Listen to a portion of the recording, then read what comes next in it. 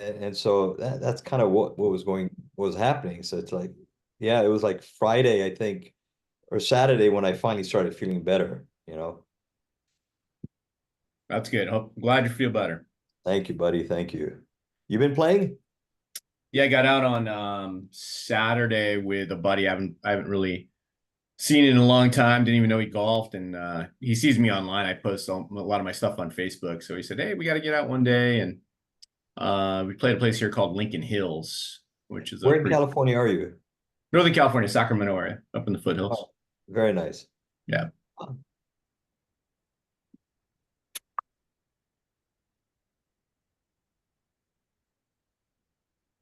We got Michael joining us, and you know, I think our host has logged in. He's still there he is. Look at Michael. He's in the desert down in South Florida. Actually, it's in southern Utah. That's Utah, man. I would have thought it's Arizona somewhere, but yeah. I was thinking Arizona too. Northern Arizona. But, I think it may be in northern Arizona. It's Monument Valley. Yeah. Yeah. That's where you go when you live in Florida and want a vacation somewhere where it's different. You go somewhere dry, huh? Yeah. Well, different landscape. Hey How are everybody. you doing, buddy? I'm doing awesome. We're gonna get right to it because I know there was a couple questions that some students had. So just gonna share my screen real quick and get right into it. So the two main questions is one is from Bob and one is from Scott. Scott said, I need help with the mental game. I had uncontrollable anxiety this weekend and played terrible. And then Bob wants to know about meditation, the value in golf, tips and techniques and practice, etc. I added a question just a few moments ago as well. Yeah, well, I saw that. We're going to spend most of the time on this stuff here. Okay. So let's just understand the definition of the word meditate. Meditate truly just means to go within, where you can just be aware of your thoughts. To engage in contemplation or reflection. He meditated long and hard before announcing his decision to engage in mental exercises such as concentration on one's breathing or repetition or mantra for the purpose of reaching a heightened level of spiritual awareness.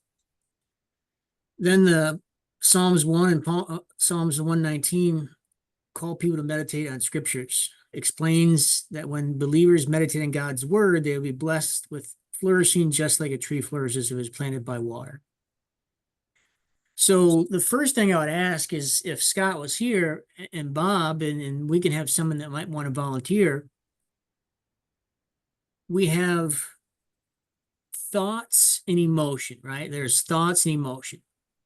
So you might be pre-programmed with 95% of your thoughts and emotions by the time you're 35.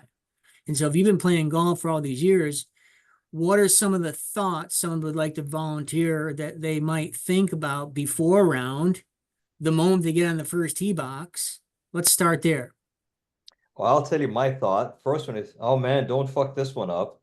Okay, so is that a positive or negative? It's a negative. Okay, so the thought is don't fuck it up. Okay, and so what is the feeling? So because there's only thoughts and emotions, right? Thoughts and emotions. Anxiety. Anxiety. Okay, so Tension. Tension. anxious, tension, fear, embarrassment, right? So we can kind of put all these words in a lot of things. Or what are some other thoughts when you hit an amazing drive and you got 119 in and you remember you chunked the ball off in? So that might be the thought. Oh man, I chunked it the last time I was in this position, right? So that's a negative thought, right? And so that chunk is an experience, and experience creates a feeling, a negative emotion.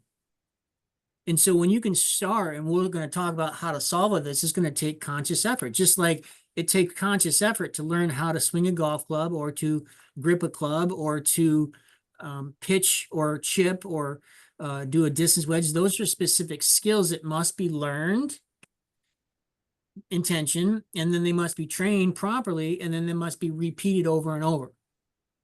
So for Bob and Michael, you guys have been playing golf for 30 years. You've got tons of memories, emotions hardwired in your brain that you might not even know that you're even thinking about.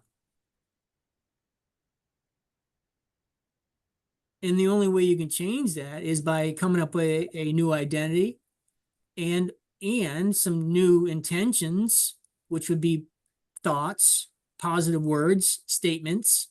And then you'd have to put an emotion to that, like pride and joy of knowing that you finally shot a 79 after shooting 95s all your life. So let's talk about the other side. What are some positive experiences you guys have had in golf recently or in the past that you can articulate with the thought, and how did you feel?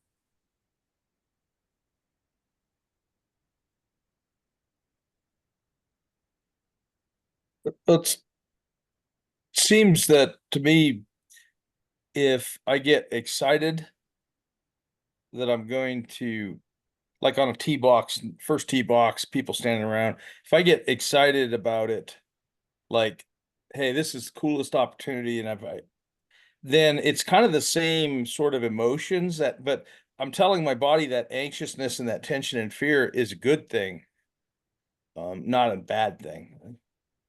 That helps a lot sometimes. I don't use it enough. I use it on first tees a lot. Reframe the tension to not. Very good, Nick. Right, but I want all right. Well, but I want to know, what are some of your positive successes you've had in golf recently, where you got excited, where you were happy, where you smiled and you jumped up or something? I had a 200-yard approach shot, and it was a par 5 second shot, and I got it on the green within probably 5 feet. Went in for eagle on Saturday, so wasn't expecting, but it worked. So what was the thought that you said after you hit that shot? I was definitely excitement. But that's the feeling. What was the thought? Did you say something like "fuck yeah"? Or I mean, what? I mean, almost disbelief. Can't believe it. Okay. Finally worked out. So because remember, we're going to have a thought. It's either positive, negative, or neutral. And each thought is going to have a emotion, which would be a feeling. So it sounds like there's not a lot of conscious positive thoughts and feelings and emotions here. And so the reason is because of the experience. So whatever the experience is a hardwired pattern that becomes programmed unconsciously in your body. And so we have to figure out how to recondition the body to a new mind. That's what meditation is all about, Bob. Okay. Period. I mean, if you want to change. So to get right into it, what would be some intentions that you'd want to? And I'll just go right up to some things that I wrote down. Right. So I'm pretty sure no one here feels that they have superior ball striking skills and great course management. So how can you feel something if you don't know what you're supposed to feel? So it's an intention. So if you want to have superior ball striking skills and great course management, make that one of your intentions. Make that one of your goals.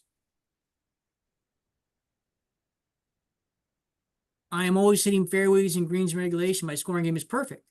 So if you actually wrote that down as an intention and you started to feel how you would feel, which is the second part of meditation, you come in with a clear intention, and then you would have to have an elevated emotion that you would constantly feel in your heart how you would feel.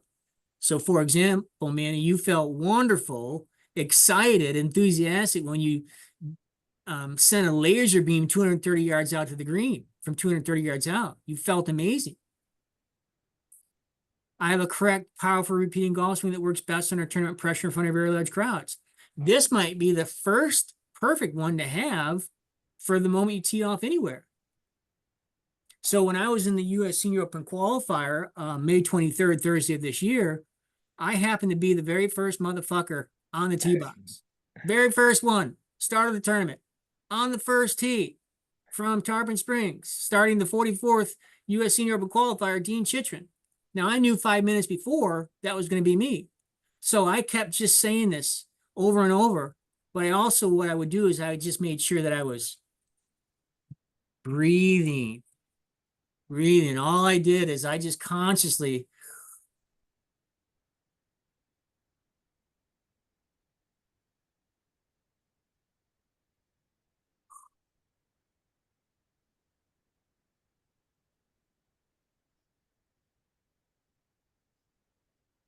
and then, I hit it about 250 down the left side of the fairway. It trickled off in the light rough, and I still had a shot 119 to the green, to the flag. And you can write up your own ones. I maintain a positive mental attitude. Man, I'll tell you what, throughout most of my life, I was maintaining a positive mental attitude. That was one of the things that allowed me to get where I came from, being in financial poverty via being born into that family.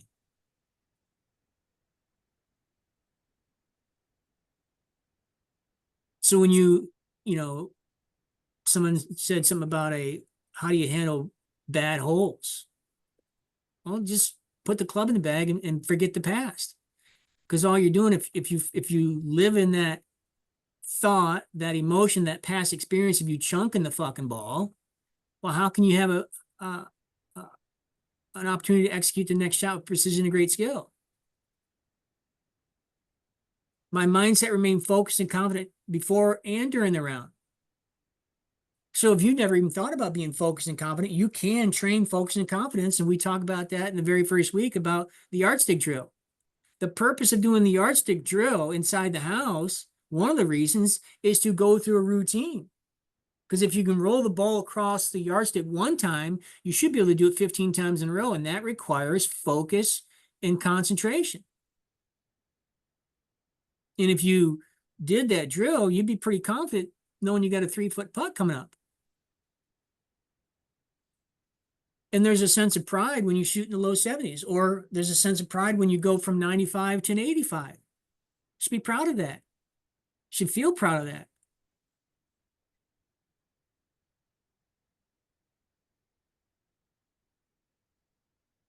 So I would, as an assignment this week, is really be aware and concentrate and just go through your round or some of your past shots. How did you feel over that shot? And what were some of the thoughts that were going through your mind randomly, ferociously, that caused you to feel that way?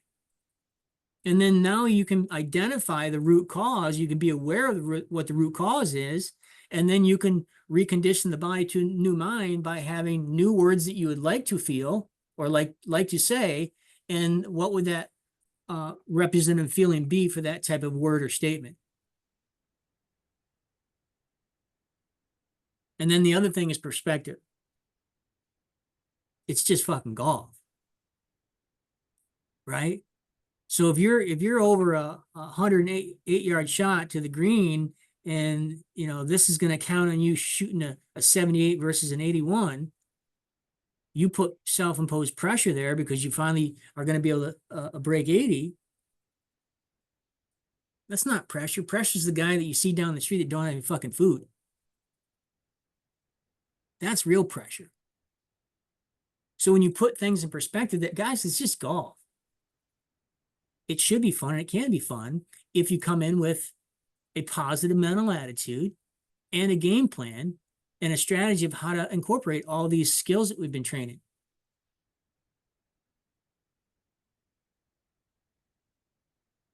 I can keep going on, but I'd like to open it up for some questions or thoughts.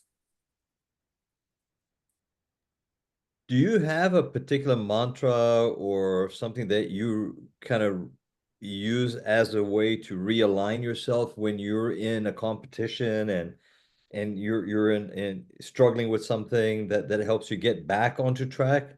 Because I've never done that, but it sounds like it would be something that would help you kind of get refocused. Yeah, I would just go back to any of those scripts. even just something as simple as saying, I'm a bad motherfucker, let's go. How would you reset if you're in your business in quarter two, it just fucking sucked? And you know what? How would you reset to go to quarter three to double your income from quarter one? What would you say to yourself? What would you do to reset? Just basically just, forget about the past, focus on what we need to fix and move forward. Yeah. So if you hit a bad shot, have you ever hit a good shot? Yeah, lots of times. Okay, and the reason you did that is because you went through your process. So that's another thing. You must train your particular process. I'm pretty sure a lot of the people in here have run a business or managed a shit ton of people. And you have a process in that to be the most productive, happy, profitable company or subdivision or group of your company. There's a process. What is your process to play each shot? Now, it is just golf, but if this is the last shot you'd ever play, what's your process to play that shot? What's your process to play a 108-yard shot from the fairway? Well, first of all, how'd you know it was 108 yards? I shot the flag with my scope. All right, cool. It's 108 straight up, no elevation, perfect, right? Line of sight, A to B, 108 yards. What do you normally hit? Now this could be my 55-degree wedge. Is that stock? Yeah, I think stock's probably about 111. So I would just hit my stock 108 shot, which is 111. I'd hit the same shot because I could care less if I have a 9-foot putt. So that's the first thing is like, what's my process for club selection? Now I know which club I'm going to hit. Is there any wind? Face on, downwind, crosswind, left, right, left. What am I going to do there? So if you don't have a process for every shot, it's going to be hard to play really good. And that's where anxiety, tensions, and fear come in because you don't have a process. And we talked about this last week about having a process. The easiest way to have a process is to play your golf course on the driving range with 36 balls. Because it's 72 strokes. You're going to have 36 putts and 36 strokes. But you're not going to play if you miss the green. You're not going to chip or putt. You're just going to play all the tee shots, par 3, 4s, and 18s, on par 5s, I mean, and you're going to play all the shots from the par 5s. That's 36 shots. So develop on the driving range, have your alignment rods for the target, have your alignment rods for the foot line, have your alignment rod for ball position, have the bag right behind you about 8 yards away from the ball, and then stand behind that bag every single time. After you've warmed up, grab your driver. What kind of shot are you going to play with your driver? Am I going to play a fade? Is my opening hole? So my opening hole is a short par 4. So I would either pull out my 3-wood or my 5-wood. So, all right, I'm going to hit my 5-wood. I could probably hit that about 233, 222 in a bad situation. So I know where I'm going to aim. I'm going to aim a little bit to the left fairway and play either a straight shot or a fade. Because I don't want to be on the right side of the fairway because I got trees to go over. You got to think through what you're going to do on each shot. And if you did that on every single hole and every single shot on your golf course with 36 balls, you'll accomplish many things. You'll accomplish a process, a routine, and then you'll be able to think strategically. So the process is you're going to have a think box. You're going to think about what you're going to play. Then you're going to step in the play box. But before you step in the play box, have a trigger. A trigger might be, I'm a bad motherfucker, or let's go. Or snap your finger, or slap your thigh. Or, man, I know I can execute this shot. I can execute this shot with precision and great skill. I know it. I know I can execute this shot with precision and great skill. That might be something you start saying to yourself from the think box before you step in the play box. That could be your trigger. And practice on the driving range by saying it out loud over and over and over. So you would say that 36 times in one day. Well, if you said it 36 times in one day, in a matter of 21 days, it would be hardwired permanent as reconditioned the body to a new mind. That would be your new mind. And the unfortunate challenge that we have is 95% of our thoughts are unconscious and we're not even aware of what we're thinking. So then we have to go and look at people, places, and things. That's your environment. If you walk into a place on a Friday night and it has drinks, that's an environment that might cause you to drink a fucking beer. And there might be some type of emotion that causes you just to drink a beer. You don't even want a beer. It's just an unconscious habit. Oh, I got to have a beer. So the body has 50, 60 years of memory stored in it with you not even realizing. You might get around some people from 10 years ago that you know were assholes and they were always negative, and then you haven't seen them for 10 years and you see them and you're like, oh God, do I even want to go near that person? Because they might have already changed, but your memory of those experiences of them being negative persons hardwired in your body.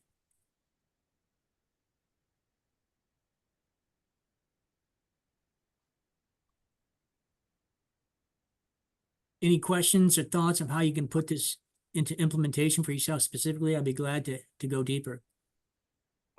I think for me, it's just, and you mentioned seeing people that you didn't like or whatever. It seems like I have a certain group of friends, and they're usually the guys that are better than me, that kind of, once my game starts getting away from me, it's just completely gone. And then maybe I'm in total unconscious, but then I look at the score and it's like, what the fuck just happened? And I play against, a bunch of other guys that maybe aren't as good, and I feel confident and I feel like I'm hitting good shots and I log in good rounds. So I don't know, how do I reel it back in once it starts getting away from me a little bit? Well, you're at a disadvantage because you haven't gone through the training. And so you're always going to be a disadvantage no matter what craft that you try to be good at. Unless you actually train with someone that can shorten the time to get there quicker, it's going to be a challenge. Because there's so many levels to train. There's so many levels just to train the full swing. And then putting, and then pitching and chipping and bunker. There's so many levels. But you can start hanging around. So what does that statement? You're as rich as the 5 people you hang around. You're as positive as the 5 people you hang around. You're as good at golf as the 5 people you hang around. So you might want to start hanging around some really, really good golfers and train what they do. But great question. What do you got, Bob? What do you got, buddy? So just for the next week, what I'm going to do is 36 balls on the range, working on the meditation, working on getting the right mental state. And I'm also going to do the ruler drill, make sure I go through a very deliberate shot routine, trigger on that putt.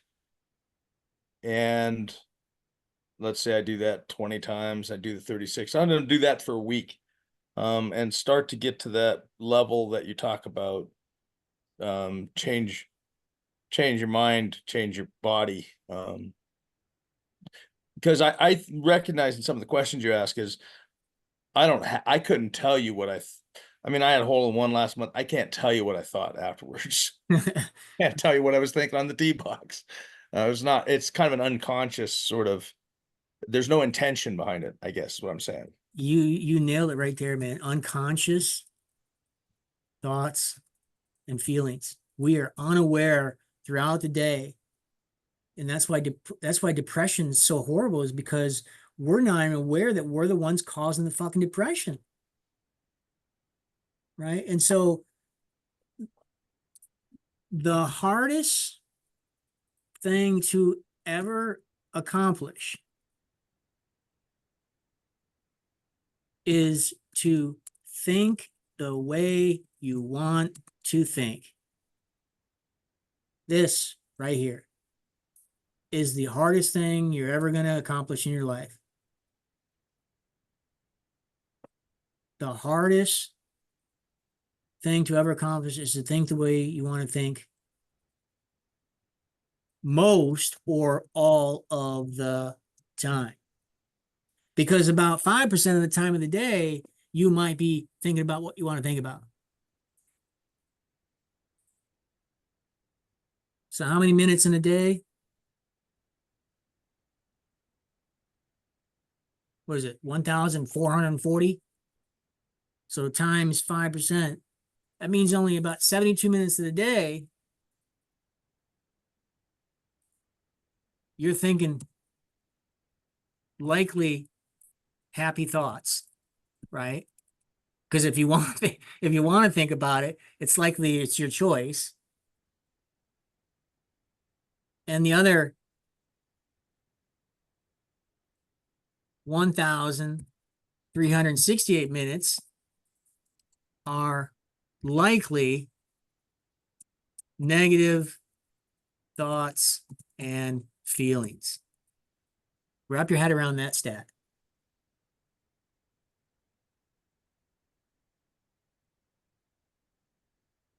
So if there is a round of golf and you play it in 4 hours or 5 hours, where are you guys on that? About 4.5. So we'll Sunday just, played in 2 hours and 55 minutes. all right, we'll just use 4 hours. It's 240 minutes. So of those 240 minutes, 12 of those minutes might be positive, excited. Ooh, I made a putt. Ooh, I made a birdie. So only 12 minutes of positive thoughts and feelings. So Bob and Manny and Michael and Hamid, you're going to have to find the other 228 minutes of negative thoughts that you're going around the golf course thinking all day. And that's the assignment. Because it's going to help a lot of people like Bob and myself that may not be aware of the actual thoughts we think. We just know we're thinking them.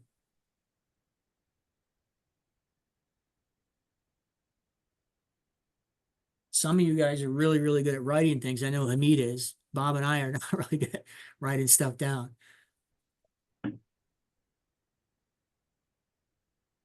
I'm speaking for Bob. I'm writing it down now. Yeah, those are amazing stats. I mean, wow. And the other thing is, most everything you do has been pre-programmed by the age of 35. Because we look at the development of the brain, right? So from being born to about 6 or 7, you're still in a delta state. Baby has no option to think critically. And then from about 7 to 12, they start to get into the theta state where they can start. And then from 13 and so forth, then they can start using their thinking. But you're unaware of all those pre-programmed thoughts. If some kid's 4 years young and the parents take the 2 kids out to get ice cream and one of the kids drops his ice cream and he doesn't get another one because it dropped, he might remember that memory is something he did wrong, or there's not enough, or there's lack.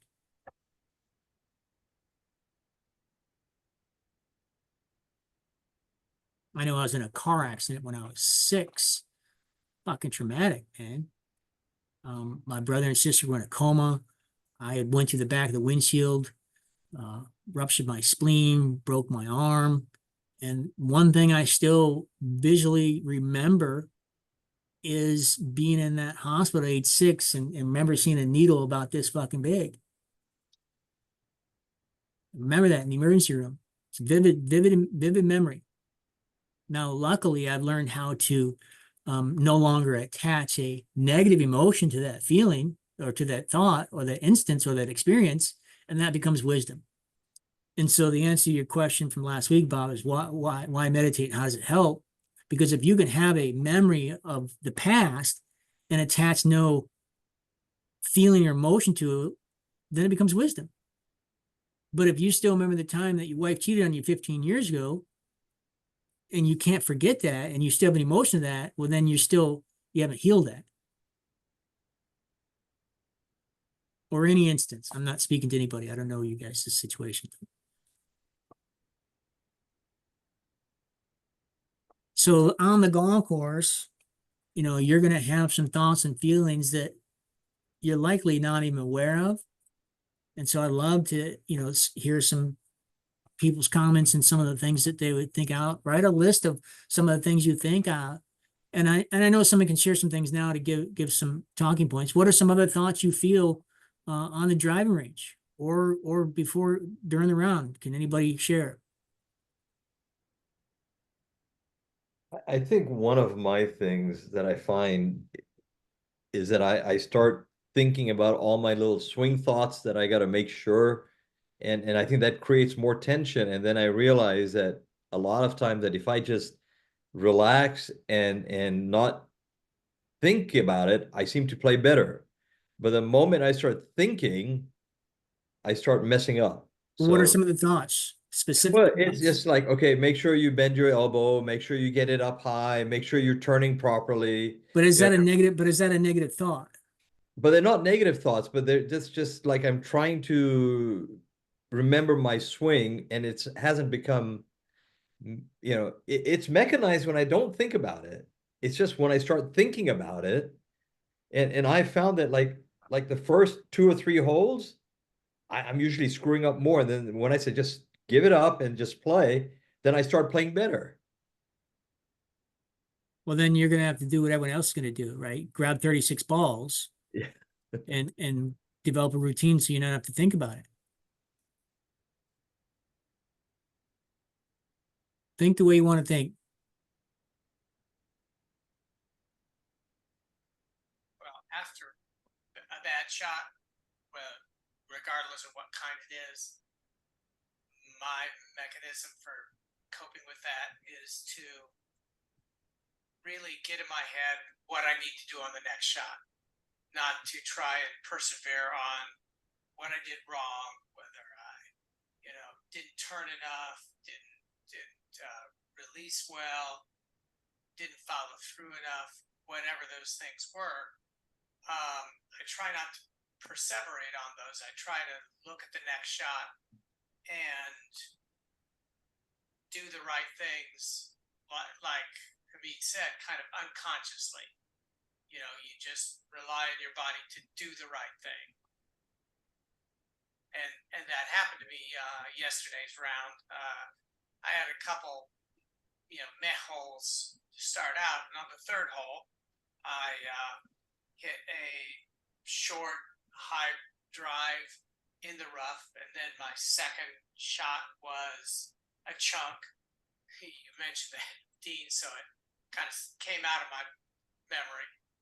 And then I said, well, I've got to do better on this next shot. So I had like 140 to the front of the green. So I took out the club. I thought it's 140 to the front of the green, but it's elevated. And the green is sloped very steeply right to left. So I took my aim at the high spot on the right side of the green and let it fly. I hit it really pure, landed where I wanted it to, bounced onto the green, and left myself a 4-foot putt that I could knock down for a par. So despite having the first two shots terrible, I put them behind me and relied on the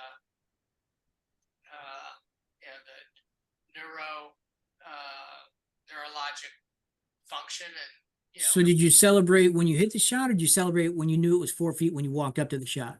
Or did you not celebrate at all? I celebrated when I sank the putt for a par. Okay, I was happy when so- I hit so the that- shot because it did what I wanted it to do all the way in. So this is going to be helpful for all of you guys. You're gonna have to start celebrating more, right? So if every shot is golf in itself, every single shot. So that shot, start rating yourself. Start asking yourself, what did I do well? Forget about what you did wrong. What did I do well? All right, I did this well. I went through my process well. I strategized. I did my pre-shot routine extremely well. I took a practice swing. I hit my shot. Even after I hit a bad shot, I took another good practice swing. celebrate what you're doing right, and start feeling some emotion and start being aware of what that emotion was particularly. What word did you think or say out loud, and how did it make you feel? The other thing is driving your car versus playing golf. How many people here, raise your hand if you drove your car and you went off to the right and you hit those bumps on the side of the road? Anybody else besides me? Everybody? Everybody? Did you fucking yell at yourself? Did you say you're a fucking idiot? You can't drive in the fucking road? No. I got myself those cars that correct me before I do that now. Right, but my point is, if you drive off the road a little bit, just by a couple inches, do you berate yourself and sound negative? Absolutely not. It doesn't even cross your mind.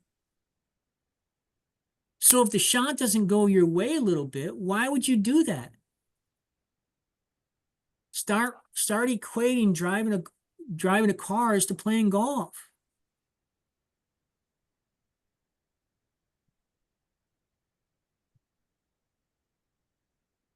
Have you almost hit somebody and rear-ended them? Yes. Have you never hit anyone? Yes. I haven't hit anybody, but I was like close. Oh shit. All right, Dean, pay attention. Do better. But I wouldn't say I'm a fucking moron or God, you suck.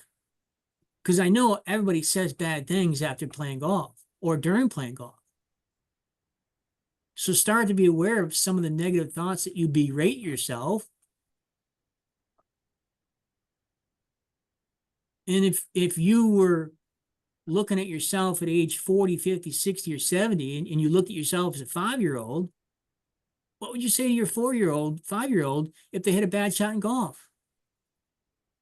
Somebody tell me what they'd say to your 4-year-old self.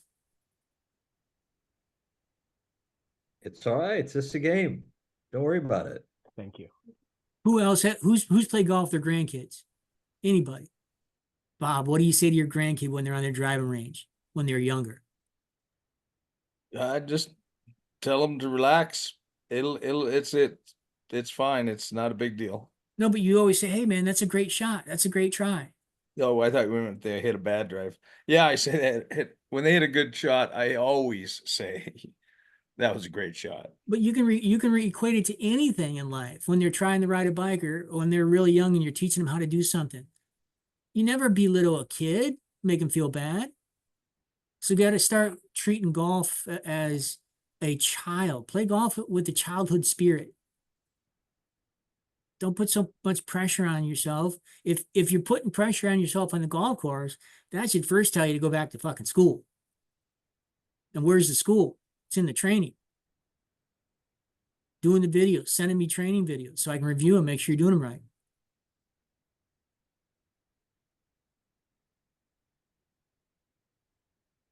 The hardest thing to ever do is to think the way you want to think. That's the hardest work you ever do. And if you want to change how you think and feel on the golf course, if you want to change your scores, well, get a clear intention of what you want to do, right? Get some clarity. This is a great one right here, man. I know I'll execute this shot with precision and great skill. I know it. I just know it. I know I will. I know I'm going to execute this shot with precision and great skill. I know it. I can feel it. I've trained for it. I've got a process. I got a routine.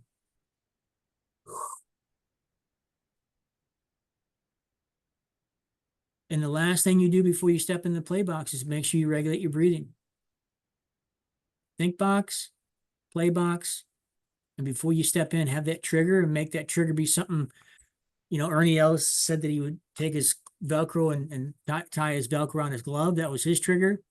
And you can come up with your own. I like to say, come on, let's go, Dean. That's what I've said most of my life when I knew I had to get serious about pressure.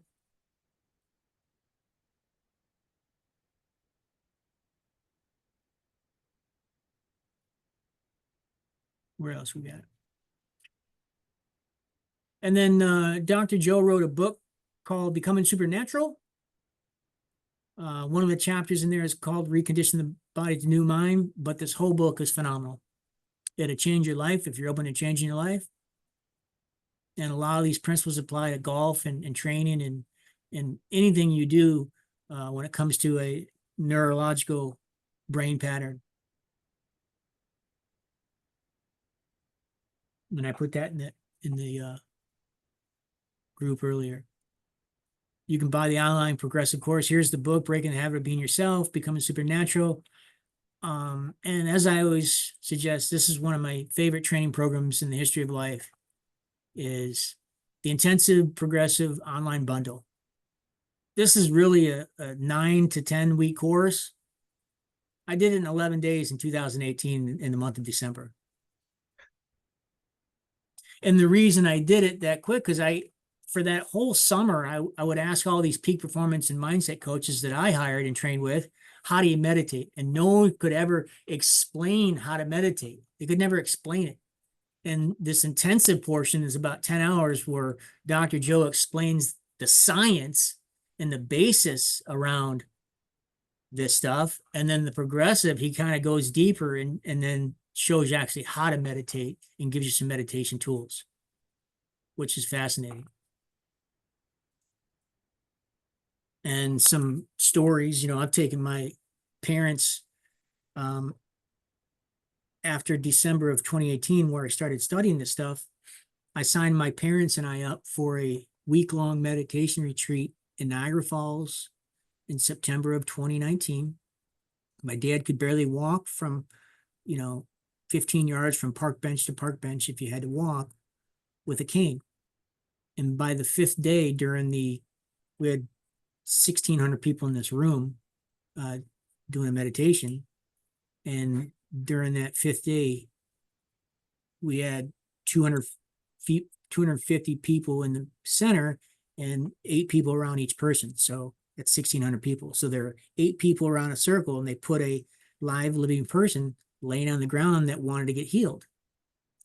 Well, my dad was one of the guys around the circle, and during the meditation, he saw electricity shoot out of his hand into the woman laying on the ground, all the way through the lady, back up through his legs, and healed his legs in an instant. So, Bob, the answer to your question about meditation, how is it helpful, not only in golf, but it could heal anything that you may be dealing with physically, emotionally, and mentally. And then we went back again after the scamdemic and went to another retreat, and he actually healed his heart attack that he had when he was in his 50s. He's no longer taking zero medicines whatsoever at age 82.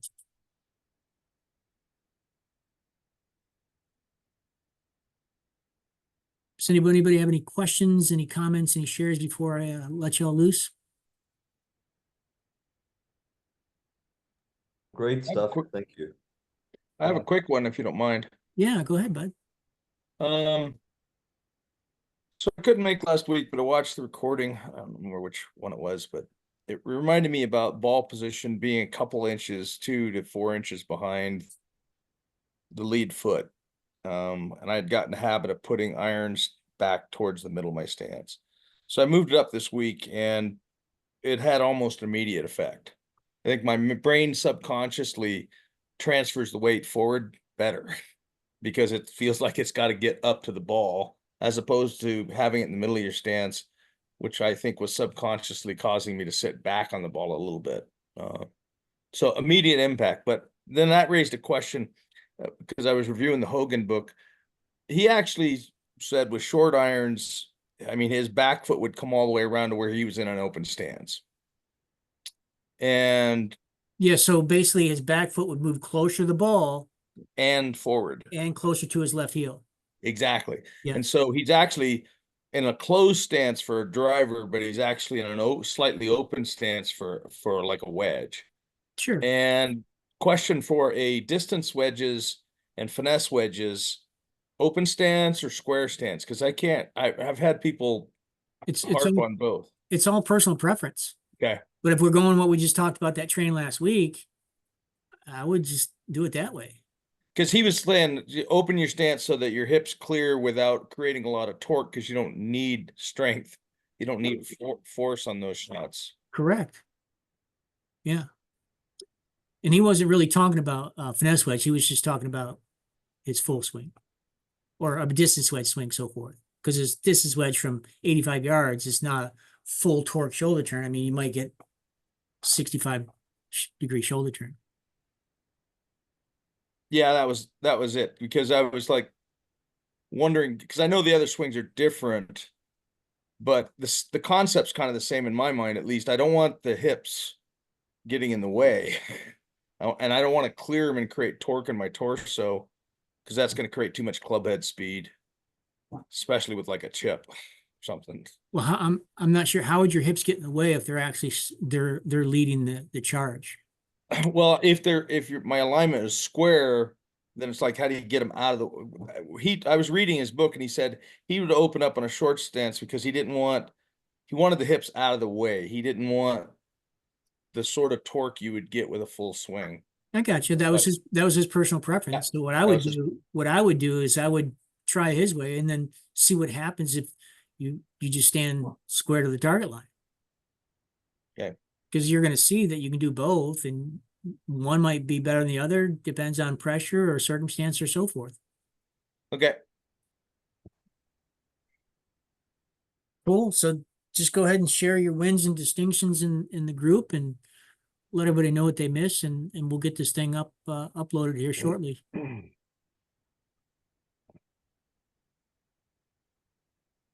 See you guys. Have a great week. Yeah. Or I'll see you tomorrow at noon if anybody shows up. Okay.